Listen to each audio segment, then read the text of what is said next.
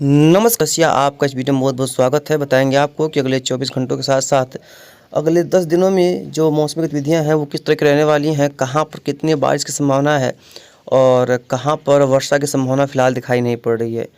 तो पश्चिमी हवाएं राजस्थान होते हुए, मध्य प्रदेश होते हुए, ये जो उड़ीसा से होते हुए एक सिस्टम जो है हल्का कह सकते हैं कि बंगाल की खाड़ी में बना हुआ है। इसका यहाँ बहुत हल्का है, वर्टेक्स के टाइप कह सकते हैं कि ये है। और यहाँ पर ये हवाएं जा रही हैं और ठंडक काफ़ी ज़्यादा जो है यहाँ पर सुबह शाम की ठंडक जो है काफ़ी ज़्यादा बढ़ चुकी है इन क्षेत्रों में।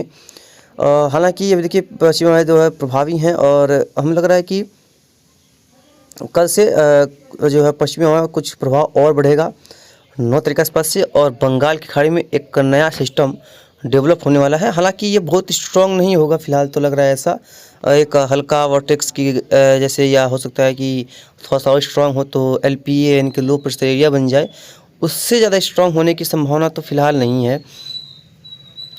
तो यहाँ पर इस तरह गतिविधियाँ दिखाई पड़ रही हैं। और 10 करीब देखेंगे तो ये कि जो एंटी साइक्लोन है राजस्थान के ऊपर, वो काफ़ी स्ट्रॉन्ग होता हुआ दिखाई पड़ेगा। 4 सिस्टम है देखिए इस समय 4 सिस्टम कहाँ पर देखिए, एक यहाँ पर है, एक लो प्रेशर एरिया वर्टेक्स यहाँ पर रहेगा, और एक वर्टेक्स यहाँ पर, एक केरला के आसपास, एक एंटी साइक्लोन यहाँ पर, और एक हल्का वर्टेक्स यहाँ पर। देखिए कितना ही सिस्टम है।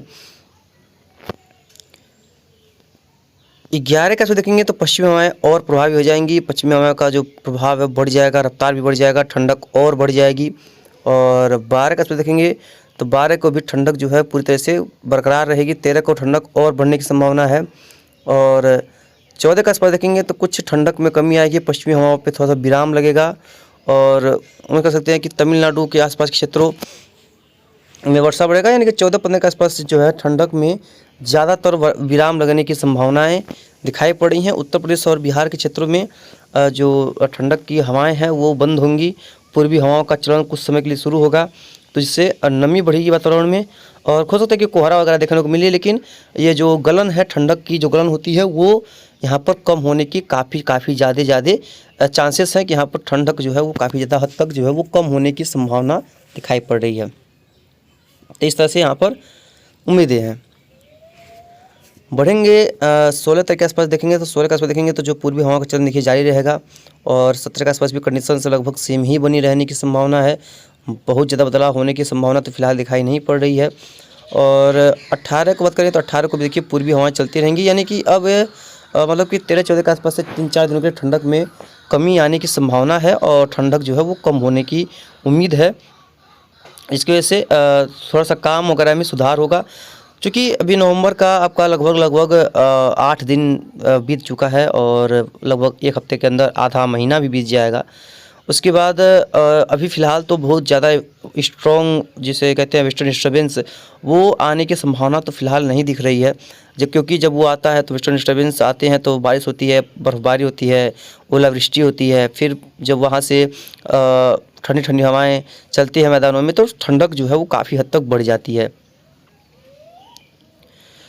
तो अभी तो उनको आने की संभावना फिलहाल कम है, स्ट्रॉन्ग आने की संभावना कम है। 19 को भी देखिए पूर्वी हवाएं का ही चलन रहेगा। और 20 के आसपास देखेंगे तो एक नया सिस्टम बंगाल की खाड़ी में डेवलप होने की संभावना है, काफ़ी स्ट्रॉन्ग सिस्टम हो सकता है। और उसके बाद ये, लेकिन ये जो है तमिलनाडु या केरला की तरफ, तमिलनाडु और कह सकते हैं कि श्रीलंका की तरफ इसके बढ़ने की संभावना है। हो सकता है कि ये साइक्लोनिक स्टॉर्म भी बन सकता है, यानी कि चक्रवाती तूफान भी बनने की इसकी संभावना दिखाई पड़ रही है। लेकिन इसका ट्रैक क्या होगा, इसका ट्रैक जो है यहाँ से लेकर के यहाँ तक होने की संभावना है, क्योंकि ये सिस्टम अब यहाँ तक नहीं चढ़ते। याद रखिएगा, दिसंबर में सिस्टम जो है वो इनका ट्रैक यहाँ तक बिल्कुल नहीं होता है। और वैसे भी ये जो सिस्टम है यहाँ तक आने की ज़रूरत भी नहीं है, क्योंकि यहाँ पर फसलों का जो है स्थिति एकदम से ख़राब हो जाएगी। अगर यहाँ पर सिस्टम आते हैं तो एकदम नुकसान के अलावा कुछ भी देखने को नहीं मिलेगा।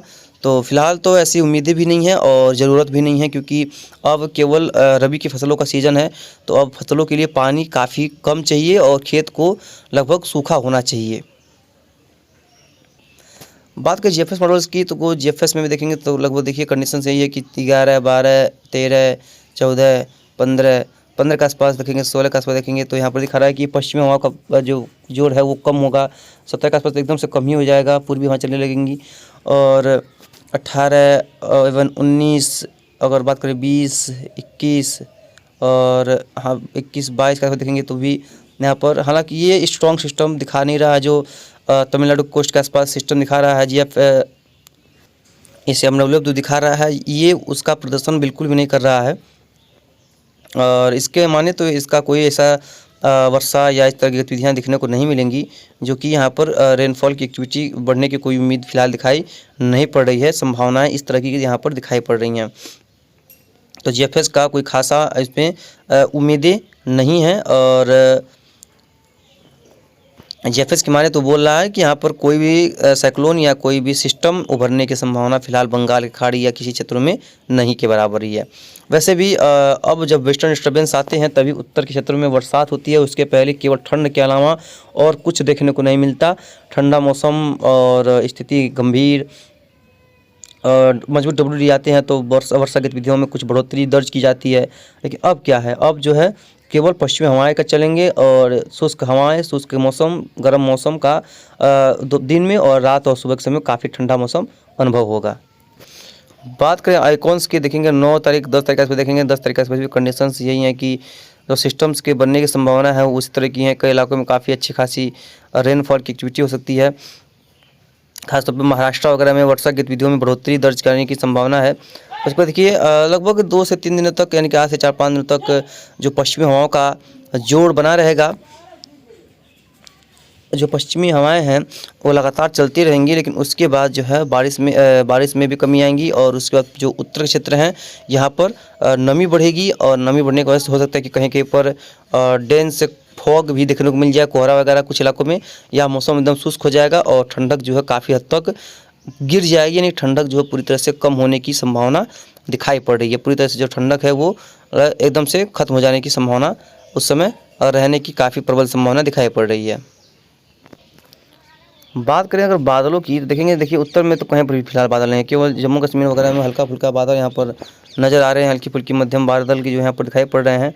लेकिन अगर देखें तो निचले इलाकों में तो देखेंगे तो पंजाब हरियाणा वगैरह में कहीं देखेंगे तो कहीं भी बादल नहीं है। लेकिन देखिए मॉइस्चर ज़रूर है। मॉइस्चर मतलब कि यहाँ पर जो है हवा में नमी ज़रूर उपस्थित है। और इसकी वजह से यहाँ पर कुछ जैसे कि धुंधलापन या हल्का कहीं कहीं अगर निचला स्तर कैसे कह सकते हैं कि फॉग जो है वो ज़रूर दिखाई पड़ रहा होगा। बहुत स्ट्रॉन्ग तो नहीं, लेकिन ये है कि हल्का फुल्का यहाँ पर फॉग देखने को ज़रूर से मिल रहा होगा।